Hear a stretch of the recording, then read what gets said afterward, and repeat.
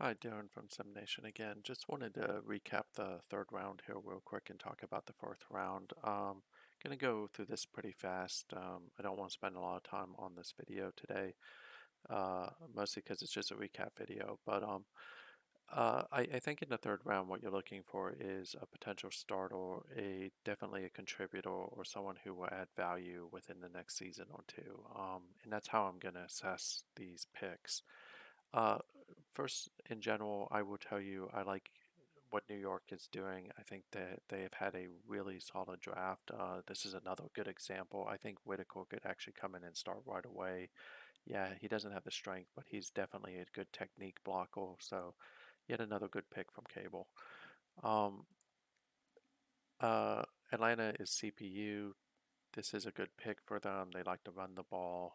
He's definitely a good run blocking tackle. So that's solid.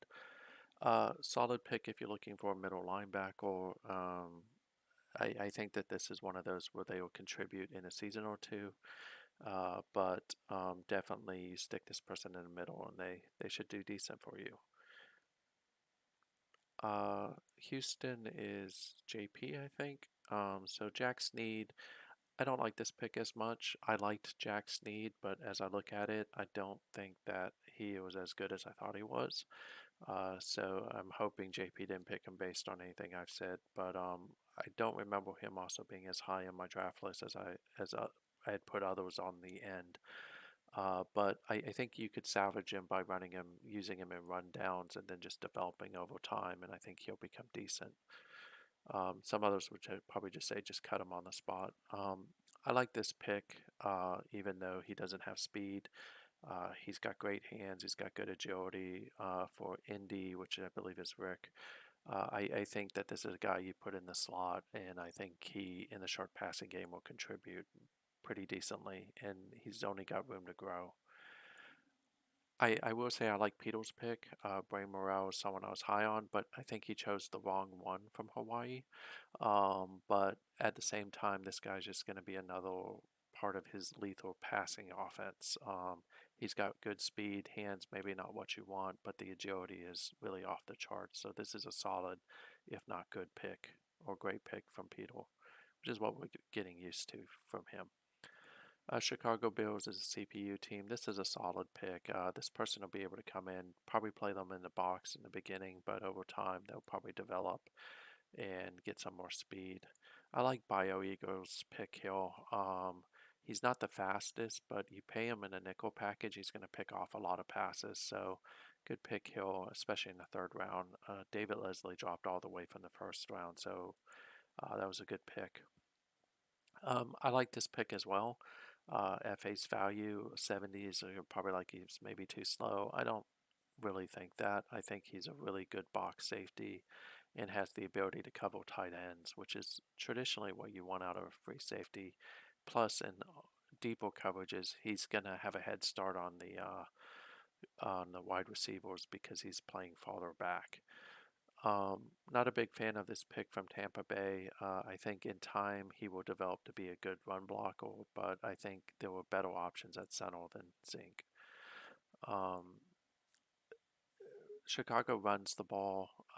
This isn't a sexy pick, but it's a good pick for them because they do run the ball a lot. So his strength is pretty amazing, and his run blocking is definitely there. So that's a solid pick. For the Buffalo Bills, again, another solid pick. I said in the last video I was high on Delbert Esposito. It turns out he is a good tackler and he has good speed. So that's a good pick. New Orleans, again, they like to throw the ball. This is a good pick for them. You're gonna have to work on his run blocking. He's not a two tech technique blocker, but again, if he does what you want, it's a good pick. Johnny Watson, Green Bay picked him up. I was high on this guy. His hands aren't quite what I thought they were. His agility is a little bit less than I thought it would be, but he is strong and fast. So for them, this is a good pick for them. I'm really high on this pick. I think this is invisible, if I'm not mistaken. Yeah, it is. So to me, he was the best tight end in the draft. Some would argue that maybe Nick Bowden, who was drafted later in the round, was. But I really like this guy because he can block and he has the agility and the speed. This is probably one of my favorite draft picks of the whole round. So great pick there. Seattle for CPU team is having a really good draft. I said earlier that I think Peter picked the wrong Hawaii wide receiver. This is the guy I was actually more high on. He has better hands, speed maybe a little bit less, but his agility is good. He'll come in and start almost right away, which is something that is a great thing to see in this round. At face value, a lot of people be like, why do you like this pick? I like him because of his size, and I like him because of his speed and his strength. This is a guy who you put between the tackle and the guard, or you put between the guard and the center, either off tackles, insides, slams.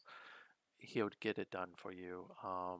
He's just got that size that you don't find often coming out of college, so that's a good pick.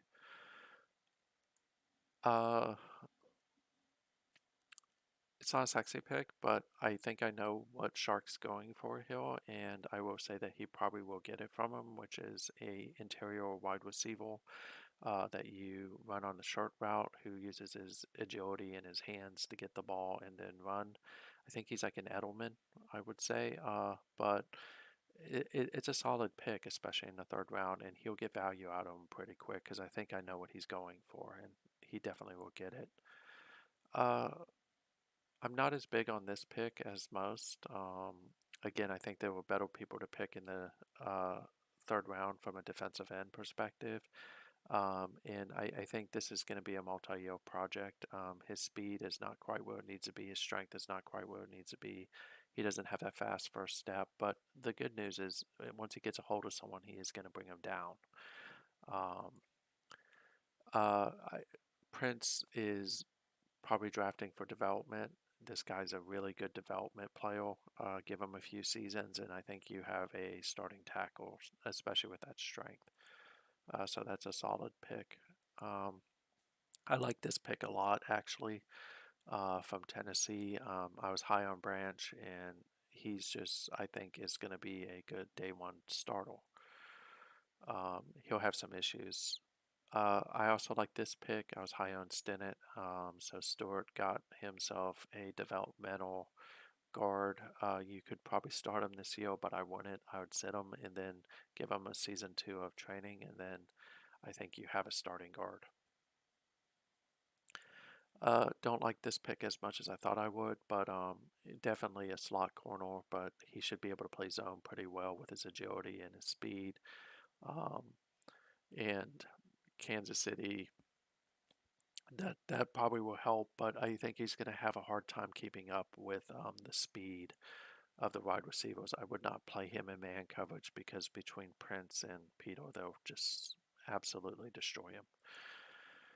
Uh, from a strength perspective, this one makes sense. From a size perspective, this one makes sense. You put him on the nose and then you let him out muscle. The only problem you got to run into is you got to hope that he falls on the person because his tackling is not where it needs to be.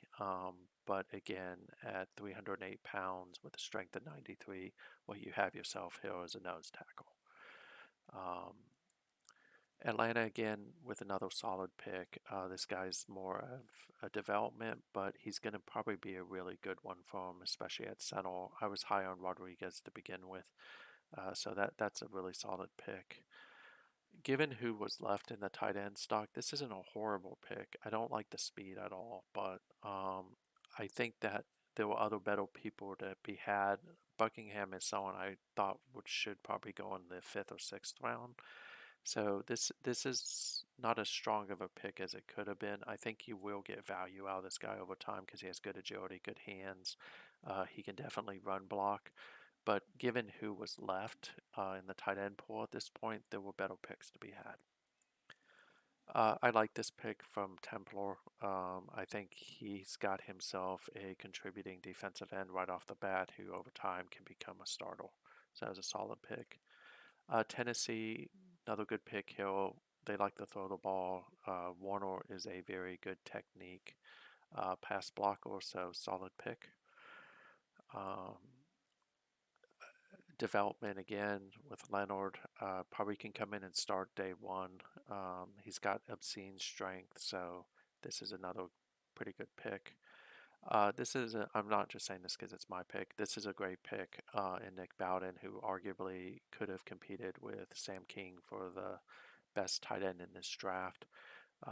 He will definitely see the field quite often this year at Pittsburgh, even with Steve Baum, who is a phenomenal tight end in the mix. I now have two good pass weapons, though. Misclick. Nicholas Wolfe, been high on him throughout. Turns out he's really good as well. I like this pick, especially late in the third round. He is someone who I thought was one of the better strong safeties out there, and it's just a really good pick.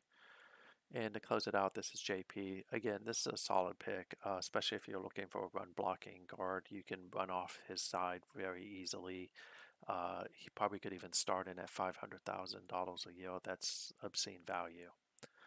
Um, as we talk about the fourth round real quick, I think the expectation for teams in the fourth round need to be that what you're really looking for here is someone who can contribute, develop. You're not really looking for a starter here. If you are, you've got a lot of holes, and there are a couple teams that fit that mold. I think that as we talk about this round, names that pop to me as potential stars that could start: Archie Solis out of Miami as a cornerback, probably Paul Walker, tackle out of Western Michigan's another guy that I'm pretty high on. Alfred Yates is another guy at defensive tackle. Leslie Hagel, I've talked about him a few times now. I think that he may be the best strong safety left on the board. Humberto Stegel out of Georgia is a linebacker I could see coming in and starting right off the bat. Alan Bobo is Virginia Tech. Now, with Stegel, what I will say is that when I say start, you probably want to start him on weak side of the other inside linebacker position. But if we go through the positions real quick, quarterback, there's still a lot of value here. You have McCulloch, you have Card, you have Stafford, you have Mullo, Castellano, Milligan. And then I think it's too soon to take Glaze, but in Palumbo, but those are two other guys to look at. I think depending on the system, McCulloch, Card, Stafford, Mullo will play well for you. I think Castellano and Milligan are just generally overall good quarterbacks. If you give them time to develop, I think all those guys are names that we could hear again in the future. Running back still has value, not really on strength, but on speed. Take a look at James Wilson, Gerardo Colby, Richard Lee, Tyson DeVito. We've talked about him a couple times now. Louis Bellinger, I think it's too soon to take him, but Kevin Batiste is someone you should take a good, long, hard look at. So I think you can still find value here. Uh, good spot to pick a fullback, especially a starting one. You still have Chester Spill, who also could be a running back. Jamie Starnes and Anthony Shepard are all people who could come in and contribute almost right away. At guard, it's getting pretty barren here, but there's still some really good value here. Good stuff for Robbie, Troy Meeks, guys I'm high on. I've talked about Conan McSwain. I think from a blocking perspective, they are good at both pass and run block. Another guy to throw in the mix would be Jason Ziegler out of Colorado State that you should take out, and Isaiah Robinson out of Georgia. All those are guys that would contribute, so there's still good value in the guard population. With tackle, I think the bottom is beginning to fall out because so many have been taken, but if you're looking for a tackle to contribute, or in the next few seasons, Paul Walker, Ramiro Therio out of Oregon, and Daniel Naquin. Now, Naquin carries a warning sign. I think Naquin may be one of the best blockers in the draft, but I think he's very weak, weaker than Ruben McSwain, who I talked about previously. And I think he has little to no agility. And I mean little to no agility, I mean less than 10. He was not agile in college at all. So just think about that before you draft him. But if you draft him, maybe you can fix that. Bobo and Harness are really the only value left in the center population at this point, unless you're going for long development. Take a look at Billy Craig. This guy was a wide receiver at Oklahoma for me, and I converted him to a tight end because he was really slow. but he had phenomenal hands, phenomenal agility, and I think if you build the right packages in the short passing game for him, Billy Craig is someone that you definitely would get a lot of value out of it. Outside of that, look at Don Leggett and Gerald Smith in this round.